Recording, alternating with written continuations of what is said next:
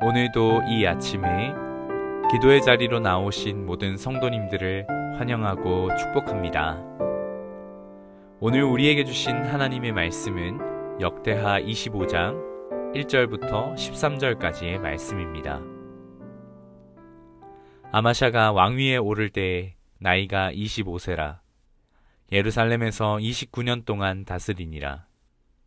그의 어머니의 이름은 여호앗단이요 예루살렘 사람이더라. 아마샤가 여호와께서 보시기에 정직하게 행하기는 하였으나 온전한 마음으로 행하지 아니하였더라. 그의 나라가 굳게 섬에 그의 부왕을 죽인 신하들을 죽였으나 그들의 자녀들은 죽이지 아니하였으니 이는 모세의 율법책에 기록된 대로 함이라. 곧 여호와께서 명령하여 이르시기를 자녀로 말미암아 아버지를 죽이지 말 것이요 아버지로 말미암아 자녀를 죽이지 말 것이라. 오직 각 사람은 자기의 죄로 말미암아 죽을 것이니라 하셨더라. 아마샤가 유다 사람들을 모으고 그 여러 족속을 따라 천부장들과 백부장들을 세우되 유다와 베냐민을 함께 그리하고 20세 이상으로 계수하여 창과 방패를 잡고 능히 전장에 나갈 만한 자 30만 명을 얻고 또 은 100달란트로 이스라엘 나라에서 큰 용사 10만 명을 고용하였더니 어떤 하나님의 사람이 아마샤에게 나아와서 이르되 하나님이여 이스라엘 군대를 왕과 함께 가게 하지 마옵소서. 여호와께서는 이스라엘 곧 에브라임 자손과 함께 가지 아니하시나니 왕이 만일 가시거든 힘써 싸우소서. 하나님이 왕을 적군 앞에 엎드려지게 하시리이다.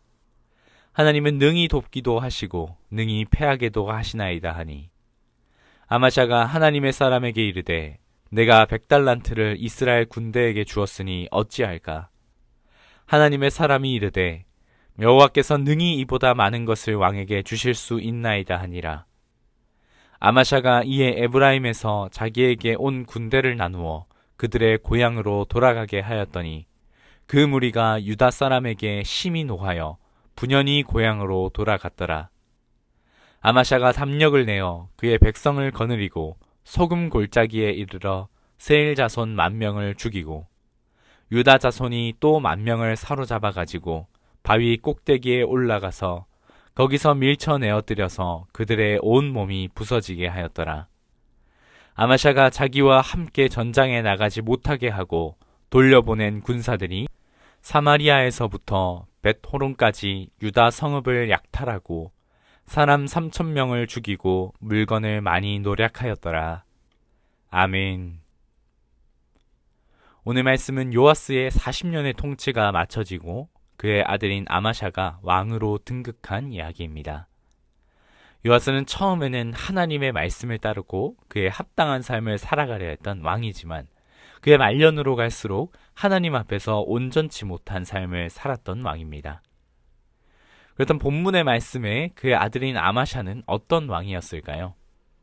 아마샤를 한마디로 하자면 애매한 왕이다 라고 할 수 있을 것입니다. 역대기에서의 그의 평가는 어떠한지 2절 말씀에 보면 아마샤가 여호와께서 보시기에 정직하게 행하기는 하였으나 온전한 마음으로 행하지는 아니하였더라 라고 그를 평가하고 있습니다. 아마샤의 행동이나 행위는 정직한 것들이었지만 그의 내면을 들여다보면 온전한 마음으로 행하지는 않았다라는 것입니다. 그는 순종은 하였지만 바른 순종은 아니었다라는 것이죠. 오늘 말씀에 그가 한 행동들은 어떤 것들이 있었습니까?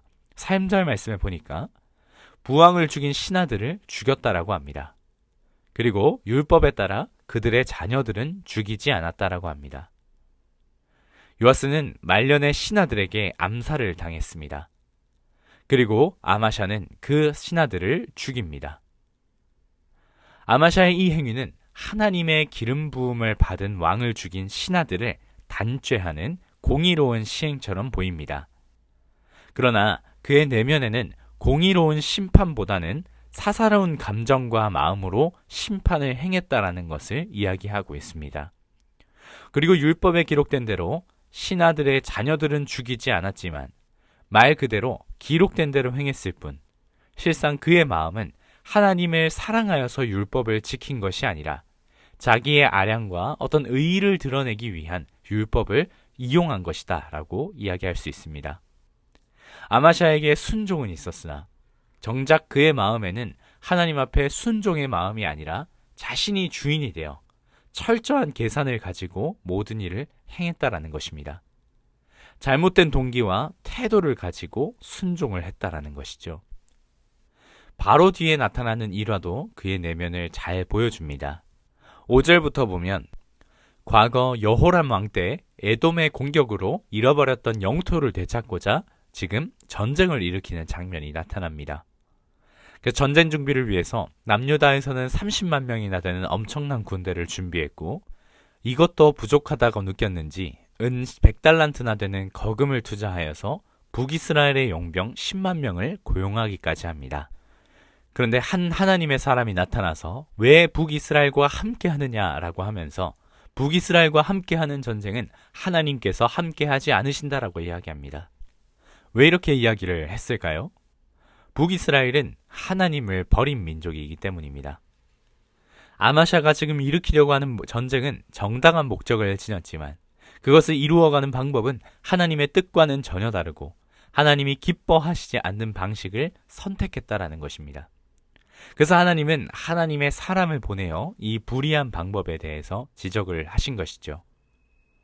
그렇다면 하나님께서 원하시는 길은 간단하지 않겠습니까? 북이스라엘과 동행하지 않으면 됩니다. 불의한 방법을 통해서 그 행위를 실행하지 않으면 되는 것입니다. 문제는 이 결정을 위해서 100달란트나 되는 거금을 포기해야 한다는 것이죠. 그래서 9절 말씀을 보면 아마샤가 하나님의 사람에게 이르되 내가 100달란트를 이스라엘 군대에게 주었으니 어찌할까 라고 하면서 갈등하기 시작합니다. 그러자 하나님의 사람이 여호와께서 능히 이보다 많은 것을 왕에게 주실 수 있나이다 라고 말합니다. 하나님께서 능히 이보다 더 많은 것을 줄 수 있다 라고 하는 이런 말. 너무 좋지만 막상 들으면 분명히 갈등이 생길 것입니다. 쉽지 않은 결정이 될 수 있습니다. 그런데 놀랍게도 아마샤가 그것을 합니다. 100달란트나 되는 거금을 포기하고 하나님을 저버린 북이스라엘과의 불의한 행동을 포기하기 시작합니다.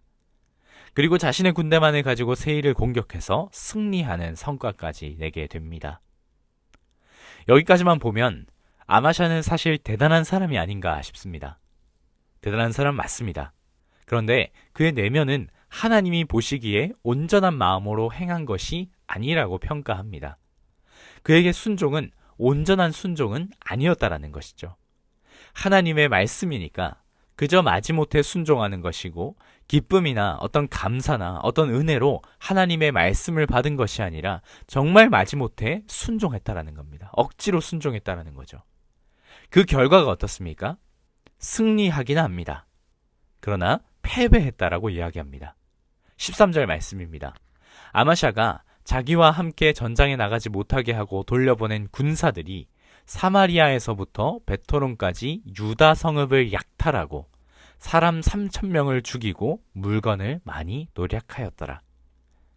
북이스라엘로 돌려보냈던 이 북이스라엘의 용병들이 전쟁의 정리품을 챙기지 못해서 유다를 공격하고 쑥대밭으로 만들었다고 이야기하고 있습니다.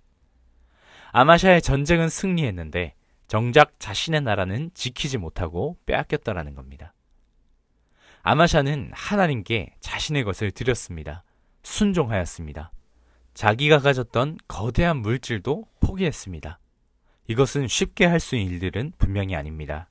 그런데 백성도 잃고 물건도 잃고 성읍도 약탈당했습니다.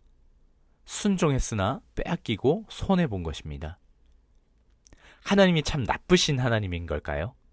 아닙니다. 하나님은 아마샤의 마음을 보신 것입니다.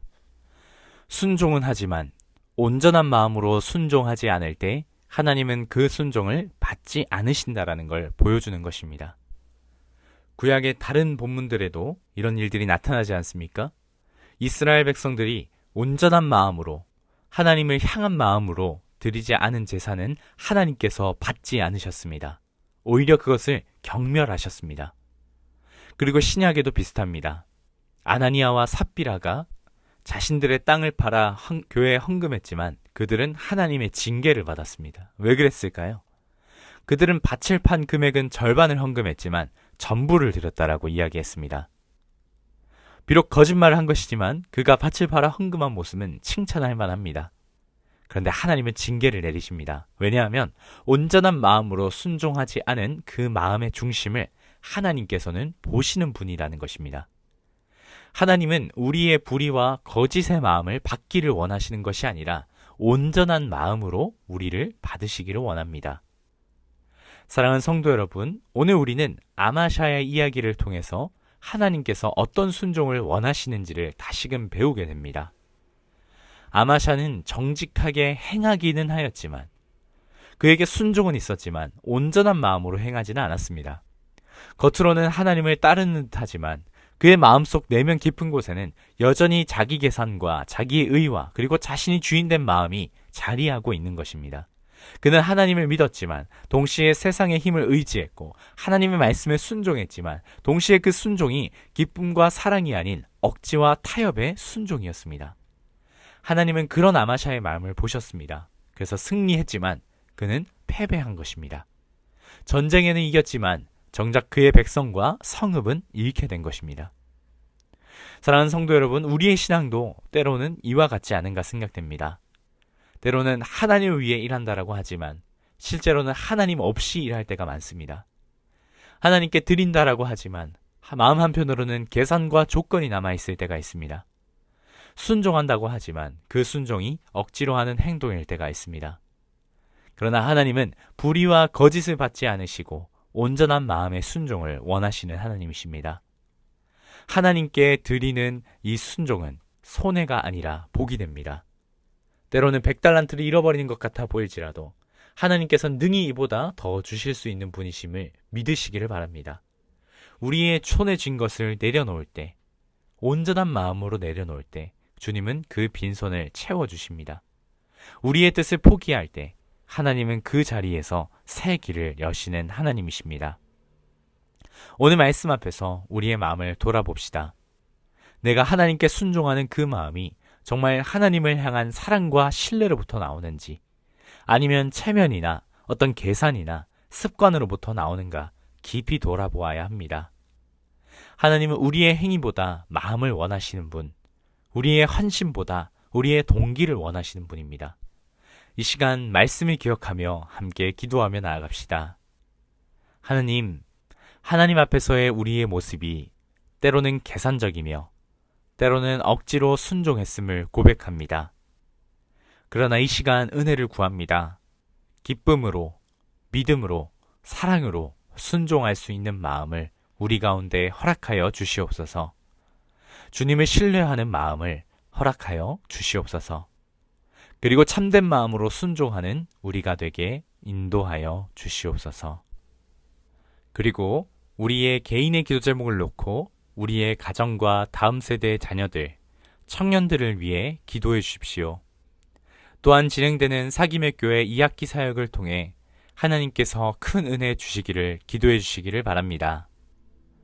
마지막으로 나라와 민족과 온 열방에 하나님의 나라가 세워지기를 한 마음과 한 뜻으로 기도하며 나아가시겠습니다. 함께 기도하겠습니다.